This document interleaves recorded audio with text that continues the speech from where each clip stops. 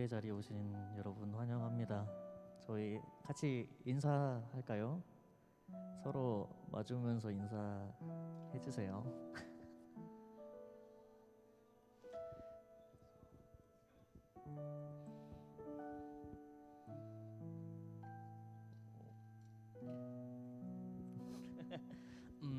저희 이제 그러면은 예배 전에 찬양 시작하도록 하겠습니다.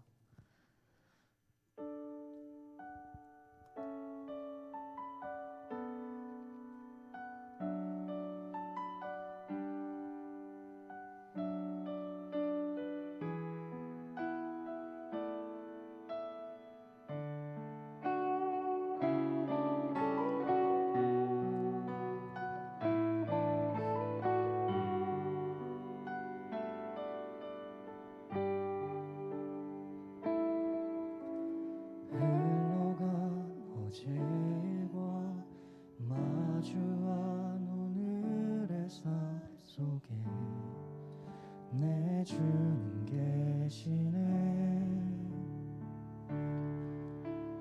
위태로운 내 삶은 진실한 주의 사랑으로 완성해 가시네. 흘러간 어제과 마주한 오늘의 삶 속에 내 주는 계시네. 위태로운 내 삶을 진실한 주의 사랑으로 완성해 가시네. 창조의 사랑이 나를 빚으시고 따스한 숨결 날 온전케 하네. 태초부터 영원토록 그 사랑 내 영혼 붙드시네. 내 모든 삶 속에 참길이 되시고 이 길 끝에서 날 안아주시네. 내 평생에 모든 순간 그 사랑 내 삶을 인도하시네. 내 삶의 주인이라 깊어진 하루의 끝에서 나 고백하리라.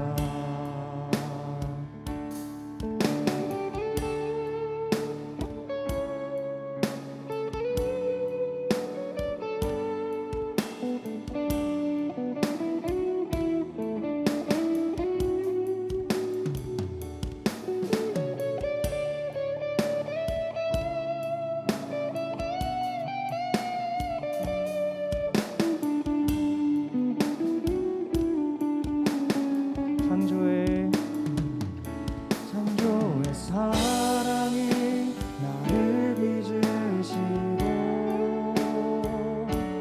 따스한 숨결 날 온전케 하네.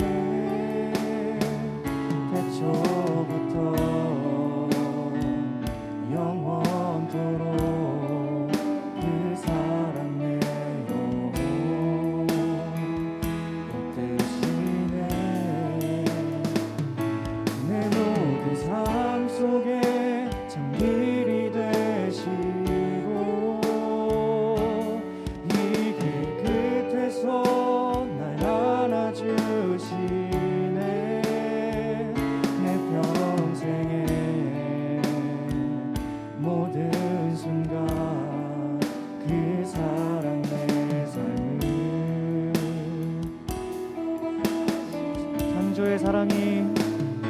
창조의 사랑이 나를 빚으시고 따스한 숨결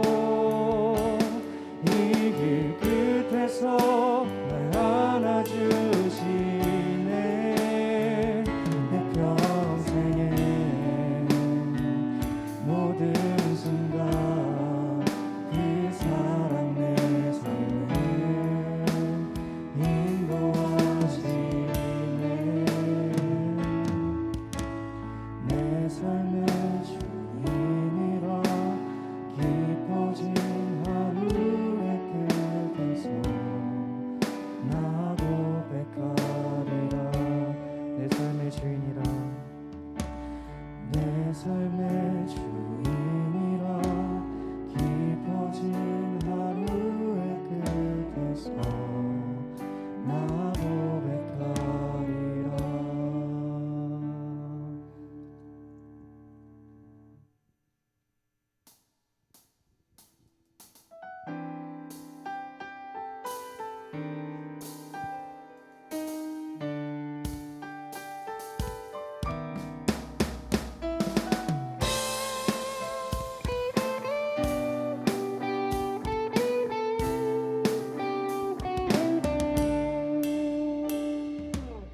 내 앞에 주어진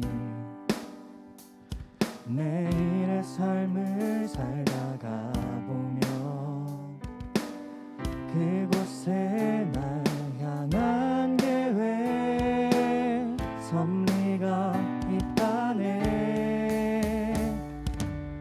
매 순간 나에게 요구하시는 작은 그곳에 날 향한 계획 섭리가 있다네. 지금 여기 계시며 말씀해 주시는 하나님 내 삶에 역사하시는 진실한 나의 하나님을 사랑해.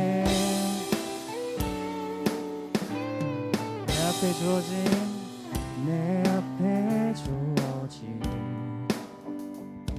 내일의 삶을 살다가 보면 그곳에 날 향한 계획 섭리가 있다네. 지금 여기 계시며 말씀해 주시는 하나님 내 삶에 역사하시는 진실한 나의 하나님을 한 번 더 지금 여기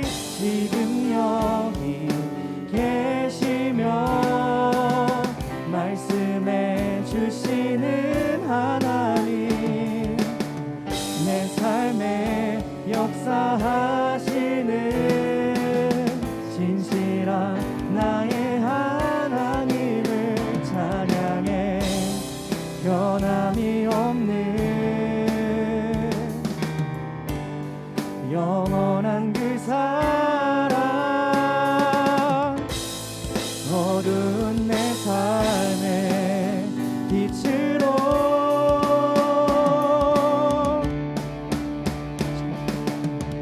지금 여기 계시며 말씀해 주시는 하나님 내 삶에 역사하시는 진실한 나의 하나님을 찬양해. 지금 여기 계시며 말씀해 주시는 하나님 내 삶에 역사하시는 진실한 나의 하나님. 마지막으로 지금 여기 계시며 말씀해 주시는 하나님 내 삶에 역사하시는 진실한 나의 하나님을 찬양해. 진실한 나의 하나님을 진실한 나의 하나님을 찬양해.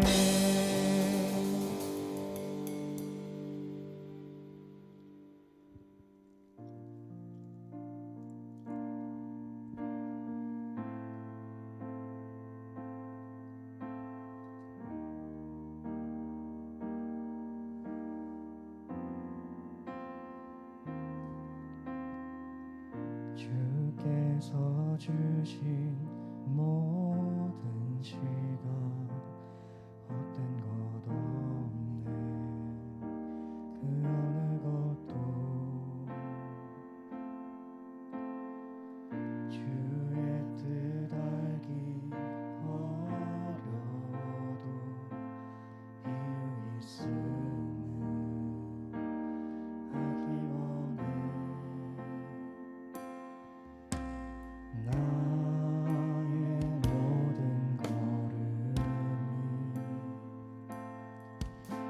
주님 안에 있기에 주의 이야기 되네. 내 안에 한계를 넘어 일하시는 주, 크신 주의 은혜 내 삶을 이끄시네. 인생의 처음과 끝을 주관하시니 모든 삶 주님께 맡기네.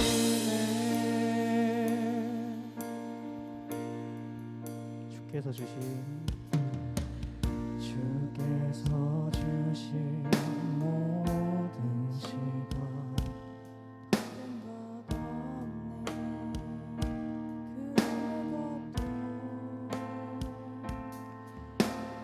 그 주의 뜻 알기 어려워도 이유 있음을 알기 원해. 나의 모든 걸음이 주님 안에 있기에 주의 이야기 되네. 내 안에 한계를 넘어 일하시는 주, 크신 주의 은혜 내 삶을 이끄시네. 인생의 처음과 끝을 주관하시니 모든 삶 주님께 맡기네. 내 안에 한계를 넘어 일하시는 주, 크신 주의 은혜 내 삶을 이끄시네. 인생의 처음과 끝을 주관하시니 모든 삶 주님께 맡기네.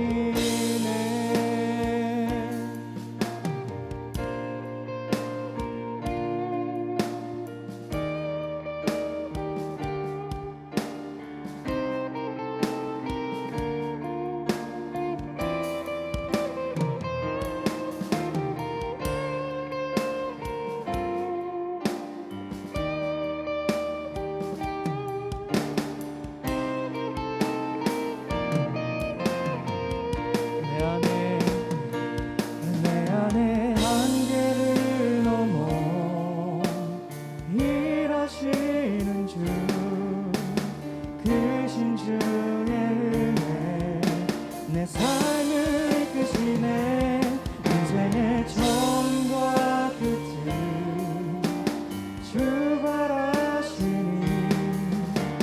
모든 삶 주님께 맡기. 마지막으로 내 안에 한계를 넘어 일하시는 주, 크신 주의 은혜 내 삶을 이끄시네. 인생의 처음과 끝을 주관하시니 모든 삶 주님께 맡기네. 오늘 예배에 저희 하나님께서 저희 삶을 주관하고 계십니다. 그런 하나님께 모든 것을 맡기고 나았으면 좋겠습니다. 기도하겠습니다.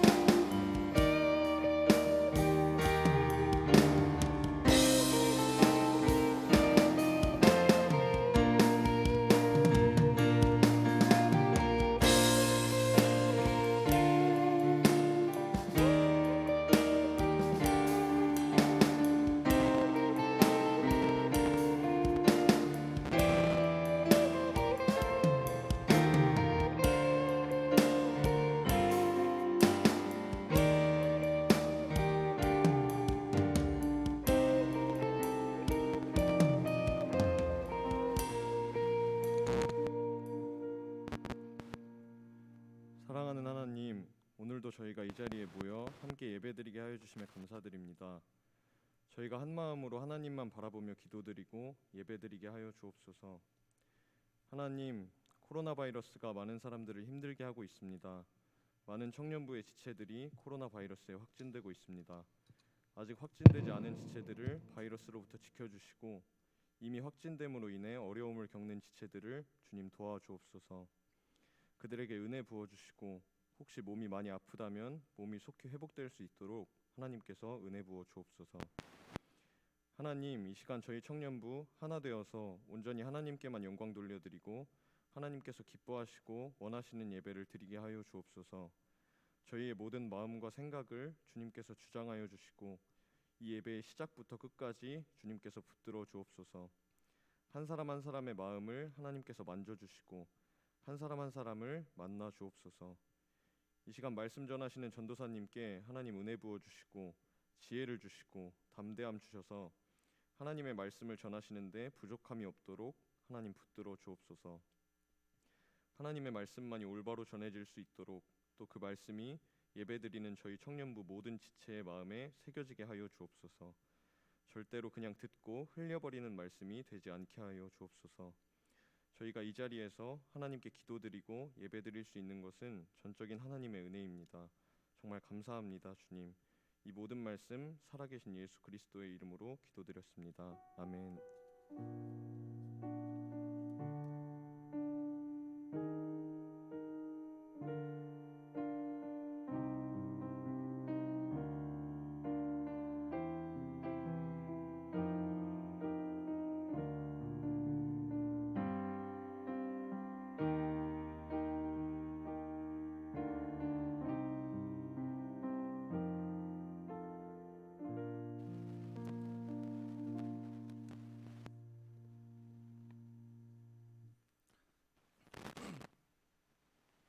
네, 오늘 함께 나눌 성경 말씀은 레위기 10장 1절부터 20절까지의 말씀입니다. 레위기 10장 1절부터 20절까지의 말씀입니다. 구약성경 레위기 10장 1절부터 20절까지의 말씀을 제가 조금 길지만 봉독하겠습니다. 아론의 아들 나답과 아비후가 각기 향로를 가져다가 여호와께서 명령하시지 아니하신 다른 불을 담아 여호와 앞에 분향하였더니 불이 여호와 앞에서 나와 그들을 삼키매 그들이 여호와 앞에서 죽은지라. 모세가 아론에게 이르되 이는 여호와의 말씀이라. 이르시기를 나는 나를 가까이 하는 자 중에서 내 거룩함을 나타내겠고 온 백성 앞에서 내 영광을 나타내리라 하셨느니라. 아론이 잠잠하니 모세가 아론의 삼촌 우시엘의 아들 미사엘과 엘사반을 불러 그들에게 이르되 나와 너희 형제들을 성소 앞에서 진영 밖으로 메고 나가라 하매 그들이 나와 모세가 말한 대로 그들을 옷 입은 채 진영 밖으로 메어 내니 모세가 아론과 그의 아들 엘르아살과 이다말에게 이르되 너희는 머리를 풀거나 옷을 찢지 말라. 그리하여 너희가 죽음을 면하고 여호와의 진노가 온 회중에게 미침을 면하게 하라. 오직 너희 형제 이스라엘 온 족속은 여호와께서 치신 불로 말미암아 슬퍼할 것이니라. 여호와의 관유가 너희에게 있은즉 너희는 회막문에 나가지 말라. 그리하면 죽음을 면하리라. 그들이 모세의 말대로 하니라. 여호와께서 아론에게 말씀하여 이르시되 너와 네 자손들이 회막에 들어갈 때에는 포도주나 독주를 마시지 말라. 그리하여 너희 죽음을 면하라. 이는 너희 대대로 지킬 영영한 규례라. 그리하여야 너희가 거룩하고 속된 것을 분별하며 부정하고 정한 것을 분별하고 또 나 여호와가 모세를 통하여 모든 규례를 이스라엘 자손에게 가르치리라. 모세가 아론과 그 남은 아들 엘르아살에게와 이다말에게 이르되 여호와께 드린 화제물 중 소재에 남은 것은 지극히 거룩하니 너희는 그것을 취하여 누룩을 넣지 말고 제단 곁에서 먹되 이는 여호와의 화제 중 내 소득과 내 아들들의 소득인즉 너희는 그것을 거룩한 곳에서 먹으라. 내가 명령을 받았느니라. 흔든 가슴과 들어올린 뒷다리는 너와 내 자녀가 너와 함께 정결한 곳에서 먹을지니 이는 이스라엘 자손의 화목제물 중에서 내 소득과 내 아들들의 소득으로 주신 것임이니라.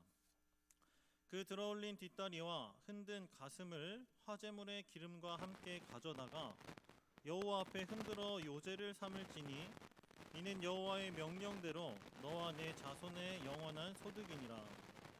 모세가 속죄제 드린 염소를 찾은즉 이미 불살났는지라.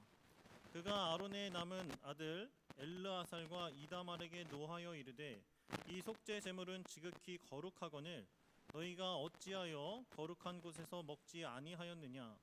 이는 너희로 회중의 죄를 담당하여 그들을 위하여 여호와 앞에 속죄하게 하려고 너희에게 주신 것이니라.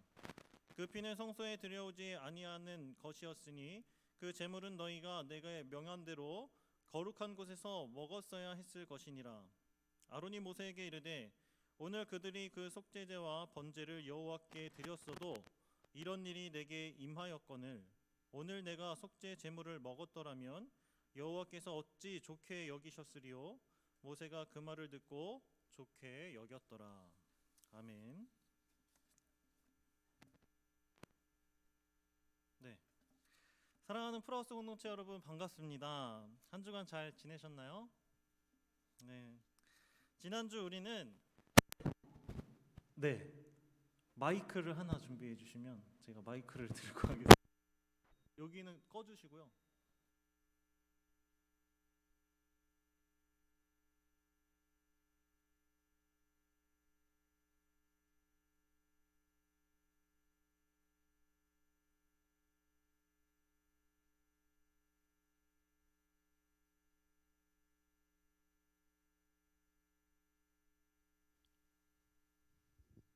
네, 감사합니다. 지난주 우리 제사장 위임식에 관한 말씀을 들으면서 하나님의 자녀가 된 우리는 모두 왕 같은 제사장들이며 제사장으로서 거룩한 삶을 살기 위해 노력해야 한다고 배웠습니다.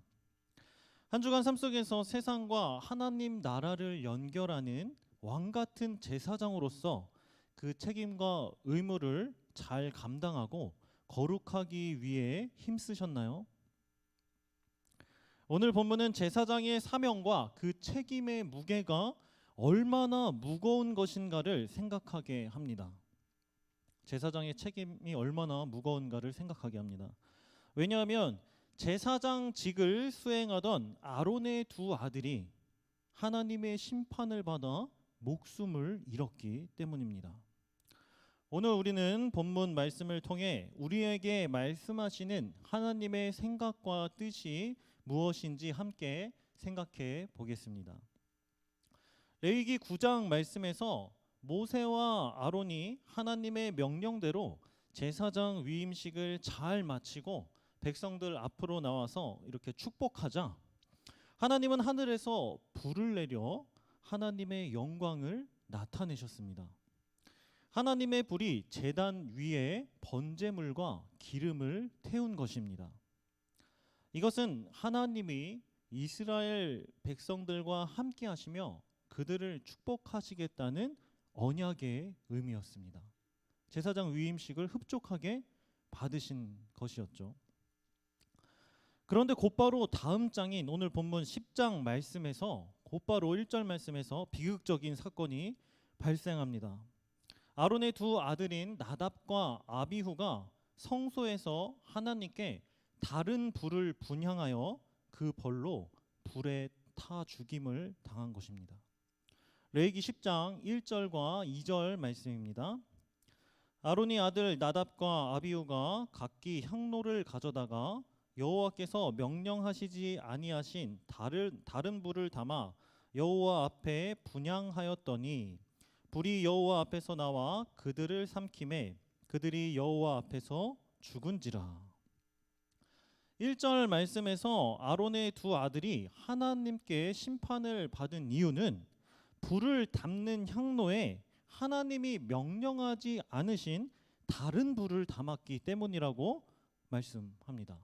다른 불. 여기서 말하는 다른 불에 해당하는 히브리어 원어는 자라라는 단어입니다. 자라.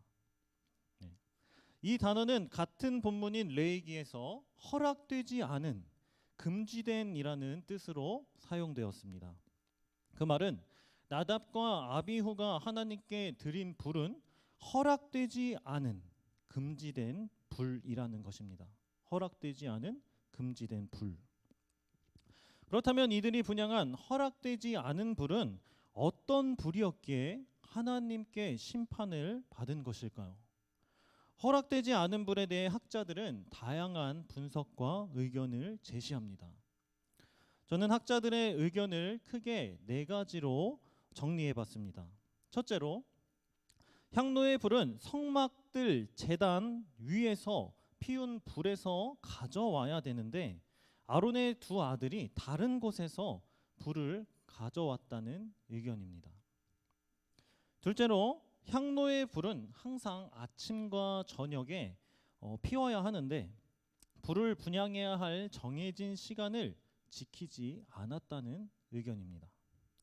셋째로, 아론과 두 아들이 각각 준비했던 불을 담아 놓아야 하는 그 향로를 다른 것을 사용했기 때문에 이러한 일을 벌을 받았다라는 의견입니다. 마지막으로, 다른 불이 의미하는 것은 특정한 불을 가리키는 것이 아니라 제사장인 두 아들의 상태가 부정하였기 때문에 그들이 분향한 불이 부정한 불로 취급되었다는 의견입니다. 다시 말해 제사장의 허락되지 않은 부정한 상태가 허락되지 않은 불, 금지된 불로 만들었다라는 것입니다. 아론의 두 아들이 분향한 다른 불에 대해 본문에서 정확하게 우리한테 설명하고 알려주고 있진 않지만 저는 이 4번째 의견이 다른 불에 관한 가장 근접한 해석이라고 생각했습니다. 이 주장을 뒷받침하는 근거가 레위기 10장 9절과 10절 말씀에 기록되어 있습니다. 우리 함께 한 목소리로 읽어보겠습니다. 시작.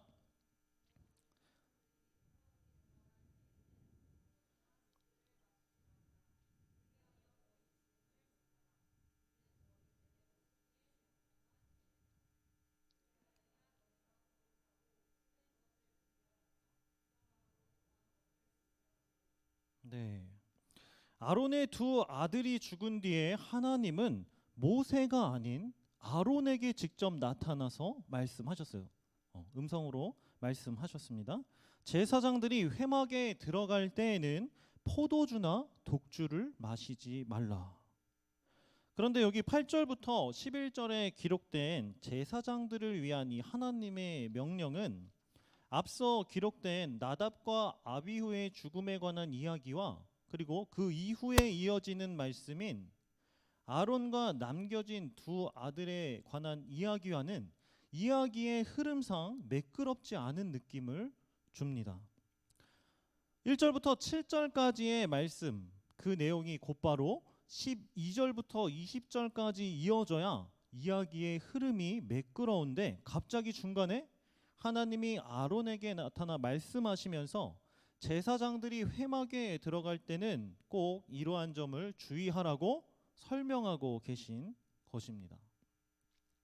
결국 우리는 이 부분을 하나님의 의도하심이 있었기 때문이라고 이해할 수 있습니다. 저는 마치 이 말씀이 하나님이 아론에게 두 아들이 죽은 이유에 대해 설명하시는 것 같다는 느낌을 받았습니다. 이 말씀을 나답과 아비후의 죽음과 연관지어 추측해 본다면 포도주나 독주에 취하게 되면 하나님이 10절 말씀에서 알려주신 것처럼 제사장은 거룩하고 속된 것을 구별하지 못하고 부정하고 정한 것을 분별하지 못하는 상태가 되기 때문에 그러한 상태가 곧 속되고 부정한 상태이며 속되고 부정한 상태에서 드리는 제사가 허락되지 않는 제사, 허락되지 않은 불을 의미한다고 생각할 수 있습니다. 더욱이 두 아들의 죽음 이후에 이어지는 3절 말씀을 보면 히브리어 원문의 의미를 살려 다시 사역해 보면 하나님은 나에게 가까이 오는 자들에 의해서 거룩함을 받을 것이다 라고 말씀하기 때문입니다. 하나님은 나에게 가까이 나아오는 자들에 의해서 거룩함을 받을 것이다 라고 말씀합니다. 따라서 우리가 허락되지 않은 다른 불에 대해서 이해할 때 가까이 나아오는 자들의 거룩함과 정결함에 문제가 있었기 때문에 이처럼 비극적인 사건이 발생한 것으로 이해할 수 있습니다. 그런데 우리가 말씀을 접하면서 아론의 상황이 더 슬프게 생각되는 이유는 모세가 아론과 남은 두 아들에게 죽은 아들의 장례를 치르지도 못하게 하고 슬퍼하지도 말라 하며 명령했기 때문입니다. 4절 말씀에서 모세는 아론의 삼촌 우시엘의 아들 미사엘과 엘사반을 불러 그들에게 죽은 형제들을 성소 앞에서 진영 밖으로 메고 나가라고 말했습니다. 그리고 아론과 그의 남겨진 아들들에게 너희는 회막 문을 나가지도 슬퍼하지도 말라라고 명령합니다. 6절부터 7절 말씀을 함께 읽어보겠습니다. 6절부터 7절 말씀입니다. 시작. 모세가 아론과 그의 아들 엘르아살과 이다말에게 이르되 너희는 머리를 풀거나 옷을 찢지 말라. 그리하여 너희가 죽음을 면하고 여호와의 진노가 온 회중에게 미침을 면하게 하라. 오직 너희 형제 이스라엘 온 족속은 여호와께서 치신 불로 말미암아 슬퍼할 것이니라. 여호와의 관유가 너희에게 있은즉 너희는 회막문에 나가지 말라. 그리하면 죽음을 면하리라. 그들이 모세의 말대로 하니라. 이게 무슨 상황입니까? 만약 제사장인 여러분들이 아론과 같은 상황을 겪게 되었다고 생각해 봅시다. 가족 또는 부모님의 죽음을 장사 지내지도 슬퍼하지도 못하게 한다면 오늘 이 자리에서 몇 명이나 제사장의 직분을 감당하고 지키겠다고 자신 있게 말할 수 있을까요? 제가 코로나에 감염되고 격리가 해제되는 다음 날에 신학대학원 졸업식이 있었습니다. 저는 선임 부목사님께 연락드려 오전에 잠깐 졸업식에 참석하고 싶다고 말씀드렸습니다. 그런데 목사님께서는 아직 코로나 감염에서 해제된 지 얼마 지나지 않았고 혹시라도 다른 사람에게 피해가 갈 수 있으니 조심했으면 좋겠다라고 말씀하셨습니다. 그런데 저는 목사님의 말씀을 듣지 않고 그래도 한 번뿐인 졸업식 3년 동안 정말 고생했는데 졸업식은 참석하지 않더라도 학교 문 앞에 가서 사진 한 장이라도 찍고 오겠습니다 라고 말씀을 드리며 억지를 부리며 기어이 졸업식에 가서 사진을 찍고 왔습니다. 이러한 모습이 바로 부족한 저의 모습이고 작은 일에도 순종하지 못하는 인간의 모습인데 만약 부모님 혹은 자녀가 자녀의 장례식에 가지도 못하고 슬퍼하지도 못하게 한다면 누가 제사장의 일을 하겠다고 말할 수 있겠습니까? 그러나 아론과 남겨진 두 아들은 너무 비통하고 슬펐지만 자신들의 행동 때문에 하나님의 진노가 온 이스라엘 회중들에게 미칠 수도 있었기 때문에 모세의 말대로 제사장의 자리를 지켰습니다. 대신에 하나님은 아론과 남은 두 아들 대신 이스라엘 백성들이 나답과 아비후의 장례를 대신 치르고 슬퍼하라고 명령하셨습니다. 이 말은 오늘 말씀을 들은 우리도 아론과 그의 아들들의 슬픔에 함께 동참하고 우리가 그들을 위로해야 함을 알려줍니다. 혹시 지금까지 아론에게 일어난 이 사건을 함께 살펴보면서 두려움과 슬픔의 감정을 느끼는 청년분들이 계십니까? 한번 손 들어볼까요? 네. 여기까지 말씀을 살펴보면서 뭔가 저도 이 말씀이 슬픔으로 다가오고 좀 두려워졌다라고 생각하는 청년들이 계세요? 한번 손 들어볼까요? 네. 저희 1청년부. 네, 감사합니다. 네, 이 질문은 지금 아론의 사건이 오늘날 제사장으로 부름을 받은 나에게도 일어날 수 있는 사건이라는 것에 두렵거나 슬픈 마음이 계신지 조심스럽게 물어보는 것입니다. 왜냐하면 지금 아론이 맞이한 상황은 왕 같은 제사장으로 이 자리에 함께 모여 하나님을 예배하는 우리에게도 충분히 일어날 수 있는 상황이라고 인식할 수 있기 때문입니다. 말씀을 보면서 말입니다.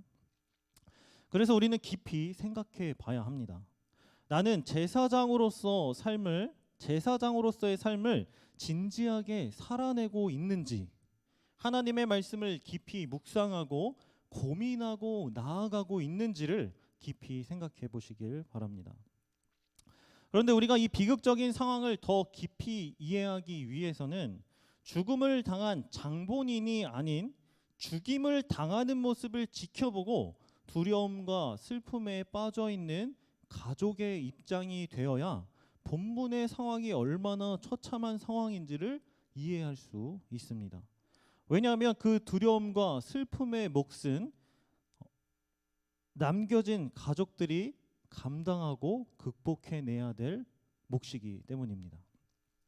제가 이렇게 말씀드리는 이유는 아직 자녀가 없는 우리 청년들은 자녀의 죽음을 보는 아버지의 심정을 온전히 이해할 수가 없기 때문입니다. 제사장으로 부름을 받은 여러분들은 지금 성소에서 일을 하다가 거룩하지 못한 모습으로 허락되지 않은 불을 분향하여 그 벌로 불에 타 죽는 가족들의 모습을 지켜보고 있다고 생각하셔야 합니다. 오늘 본문에서 남겨진 가족들의 슬픔과 비참함을 이해할 수 있다고 말씀드리는 것입니다. 그렇게 해야 이해할 수 있다고 말씀드리는 거예요. 왜냐하면 여러분들은 자녀가 없으시기 때문에 아론의 슬픔을 이해할 수 없다라고 저는 말씀드리고 있는 거예요. 제가 여러분들의 신앙과 믿음을 판단해서 드리는 말씀이 절대 아닙니다. 저는 결혼을 앞두고 아내와 함께 강원도 원주에 있는 저의 모교회에 인사를 드리러 갔습니다. 이제 결혼하려면 인사하잖아요. 네. 그런데 그때가 말씀 사경의 기간이었는데 말씀을 전하시는 목사님께서 이삭을 제물로 바치는 아브라함의 믿음에 관한 설교를 하셨습니다. 그리고 이런 질문을 하시면서 손을 들어보라고 하셨어요.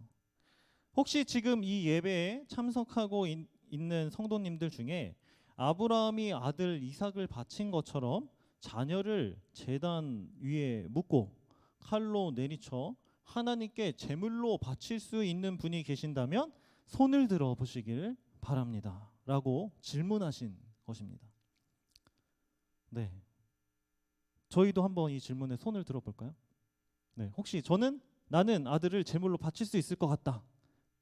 뭐 손을 들어서. 네. 자, 그때 저와 아내는 맨 앞자리에서 손을 번쩍 들었습니다. 팔이 귀에 닿도록 들었습니다. 무슨 자신감이었는지 모르겠어요. 그러나 시간이 지나 아들 한비 씨를 낳고 보니 결혼 전 목사님의 질문에 손을 들었던 행동이 정말 말도 안 되는 행동이었다라는 것을 깨달았습니다. 자녀를 낳아 부모가 되어본 사람만이 알 수 있는 감정이었기 때문입니다. 자신이 죽었으면 죽었지 아들을 제물로 바칠 수 있는 부모는 이 세상에 존재하지 않습니다. 만약 그럴 수 있는 사람이 있다면 그 사람은 아브라함처럼 믿음의 조상급이거나 자녀와 가족에 대한 사랑을 모르는 사람일 것입니다. 아브라함처럼 하나님이 어떻게든 아들 이삭을 살려주실 것이라는 믿음, 감히 인간이 품을 수 없는 그 믿음을 하나님이 주시지 않는다면 아들을 제물로 바치는 일은 인간의 생각과 힘으로는 불가능한 일이기 때문입니다. 사랑하는 풀하우스 공동체 여러분, 제가 이 말씀을 드린 이유는 두 아들의 죽음에 아직 자녀가 없는 우리 청년들은 온전히 아론의 슬픔을 이해할 수 없지만 남겨진 가족의 입장에서 형제나 부모님의 죽음을 바라보는 심정으로 이 슬픔에 동참해야 한다는 것을 말씀드리는 것입니다. 본문에서 죽임을 당한 나답과 아비후에 남겨진 가족이 누구입니까? 아론과 그의 남은 두 아들 엘르아살과 이다말입니다.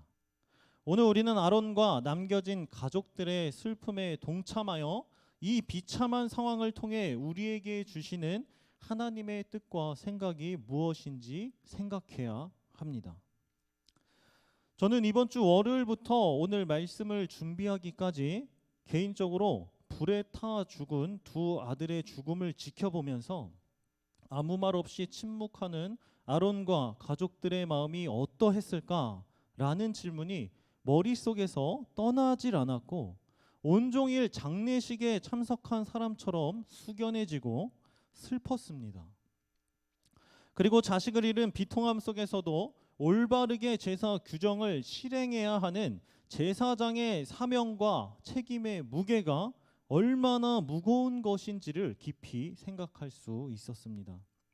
비록 이 말씀은 아론의 두 아들이 하나님의 말씀대로 순종하지 못하고 부주의하고 거룩하지 못하여 당한 화였지만 오늘날 제사장의 직분을 감당하는 우리와 우리 가족들이 당할 수도 있었던 일이었기에 저는 이 말씀에 대해 깊이 묵상할 수 있었던 것입니다.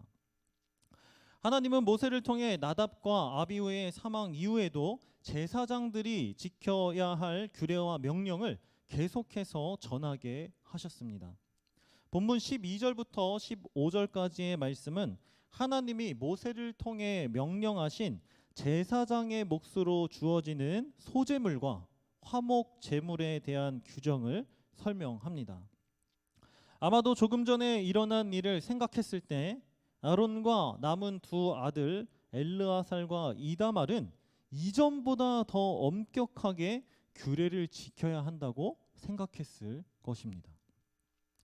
모세는 아론과 남은 두 아들에게 소제에 남은 것은 지극히 거룩한 것이기 때문에 번제단 곁에서 먹어야 한다는 것과 흔든 가슴과 들어올린 뒷다리는 정결한 곳에서 먹어야 한다고 말하며 하나님의 명령을 전합니다. 여기서 우리는 자식 둘을 잃었음에도 불구하고 정상적인 제사장 직무를 이행하라고 하는 모세가 무정하게 보이지만 철저한 순종만이 생명을 지키는 방법인 것을 가르치려는 모세의 마음을 또 엿볼 수 있습니다. 즉 제사를 제사되게 하고 제사를 완성하는 것은 순종하는 모습인 것입니다. 순종하는 모습. 그런데 곧이어 또 다른 문제가 발생합니다. 16절 말씀에서 제사장들이 먹어야 하는 또 하나의 제물인 속죄 제물이 통째로 불태워진 것입니다. 이 문제는 허락되지 않은 불을 분향하여 죽은 두 아들의 사건처럼 불순종의 문제가 다시 불거질 수도 있는 심각한 문제였습니다. 16절 말씀을 보시겠습니다. 모세가 속죄제에 드린 염소를 찾은즉 이미 불살났는지라 그가 아론의 남은 아들 엘르아살과 이다말에게 노하여 이르되. 마지막으로 속죄제 염소에 대한 규례를 알려주려고 염소를 찾던 모세는 아론과 그 아들들이 이미 그 염소의 남은 고기마저 불태워 없앴다는 소식을 듣고 아론의 남은 두 아들 엘르아살과 이다말에게 크게 화를 낸 것입니다. 모세가 크게 화를 낸 이유는 두 가지입니다. 첫째는 아론과 남은 두 아들의 행동은 앞서 허락되지 않은 불을 분향하여 하나님께 죽임을 당한 나답과 아비후의 모습과 대치되고 있기 때문입니다. 혹시나 이번에도 규정을 어긴 것 때문에 아론과 그의 남은 두 아들마저 화를 당할까 두려웠던 것입니다. 둘째는 백성들의 죄를 없애는 속죄제의 마지막 절차를 어겼으니 백성들을 위한 전체 속죄제가 무효화될 수 있었기 때문입니다. 17절 말씀을 제가 읽겠습니다. 이 속죄 제물은 지극히 거룩하거늘 너희가 어찌하여 거룩한 곳에서 먹지 아니하였느냐.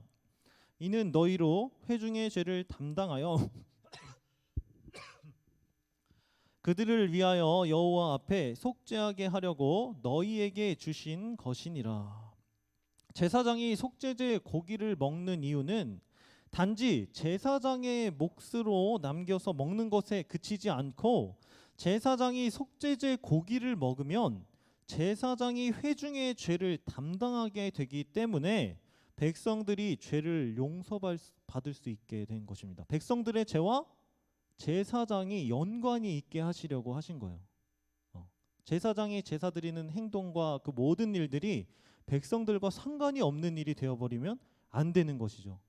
그래서 백성들의 죄가 담긴 그 고기를 떼어내어 제사장의 몫으로 삼고 그것을 먹어야 죄를 용서받을 수 있게 하신 것입니다.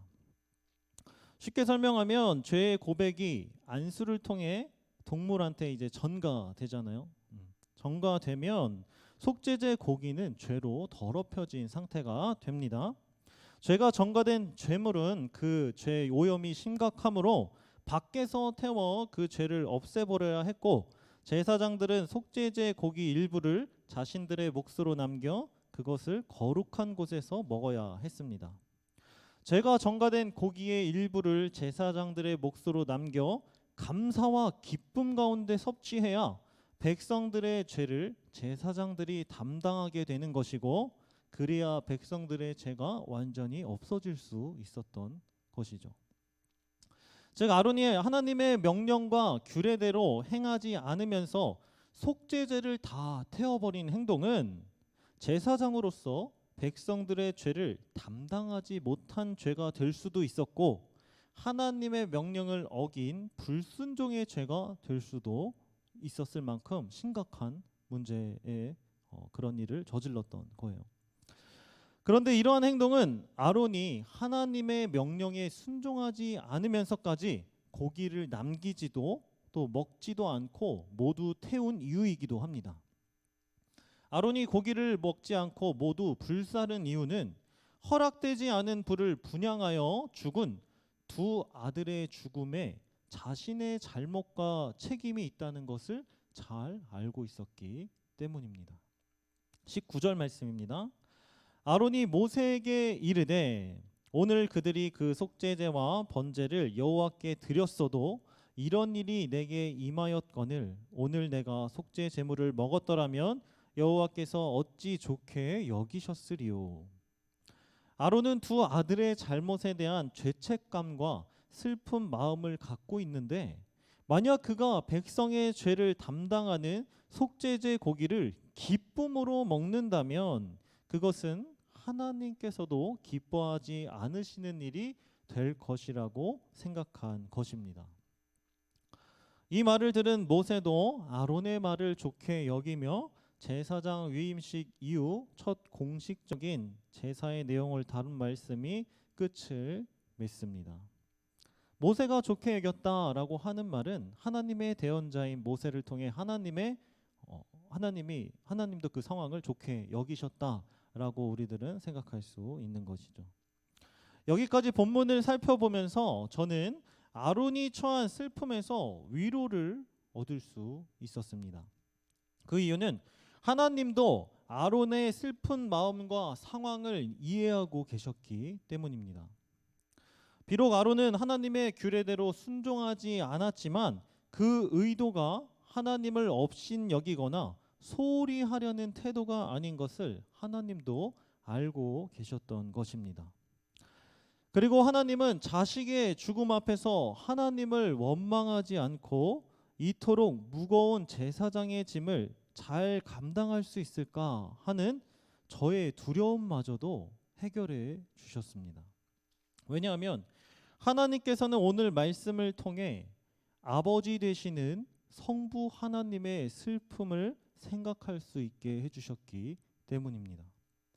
그리고 하늘나라 백성으로 독생자 예수 그리스도의 죽음을 생각하며 그 장례에 참여하고 함께 하나님 아버지의 마음을 위로하고 슬퍼하게 하셨습니다. 이것이 아론과 남은 두 아들 대신 이스라엘 백성들이 나답과 아비후의 장례를 치르고 대신 슬퍼하라고 명령하신 이유입니다.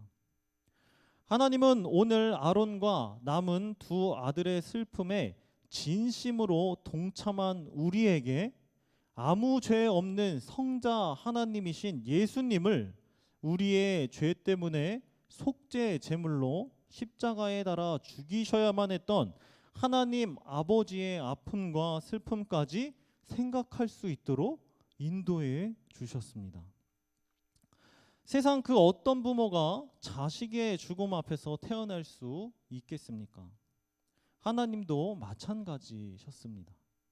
십자가에서 나의 하나님, 나의 하나님, 어찌하여 나를 버리셨나이까 하고 부르짖는 아들의 목소리를 들은 하나님의 마음은 어떠했을까요? 하나님도 아론처럼 아들의 죽음에 아무 말씀 없이 침묵하셨습니다. 우리에게 부모님과 자녀를 주신 하나님은 가정을 통해 자식을 잃은 아버지의 슬픔이 어떠한 것인지, 그리고 그 결단은 하나님이 아니고서야 하실 수 없는 일이었음을 깨닫게 하십니다. 우리 주님은 인간이 할 수 없는 그 일을 영원한 대제사장이신 아들 예수님이 대신 지게 하셨습니다. 그러므로 우리는 이제 더 이상 슬픔 가운데 머무르지 않아도 됩니다. 우리가 져야 할 슬픔과 고통을 이미 예수님께서 대신 지셨기 때문입니다. 따라서 우리는 지극히 거룩한 속죄 제물이 되어주신 예수 그리스도의 살과 피인 말씀을 날마다 기쁨으로 나눠 먹으며 그분의 영광스러운 죽음을 기념해야 합니다. 지극히 거룩한 속죄 제물의 일부는 오늘날 왕같은 제사장의 직분과 책임을 감당하는 우리들에게 주어진 몫입니다. 마땅히 우리가 떼어 먹어야 할 몫이라는 것입니다. 만약 그 거룩한 말씀을 묵상하지도 나눠 먹지도 않는다면 그것은 분명 하나님 앞에 허락되지 않은 예배를 드리는 죄를 범하게 되는 것일 것입니다. 말씀을 맺겠습니다. 사랑하는 프라우스 공동체 여러분, 오늘 말씀을 통해 받은 하나님 아버지의 사랑과 은혜를 생각하며 이제는 슬픔이 아닌 기쁨과 소망으로 제사장의 직분을 잘 감당하는 저와 사랑하는 여러분들이 되시길 주님의 이름으로 소망하고 축복합니다. 오늘 우리가 함께 부를 찬양은 송경민 씨의 담대하라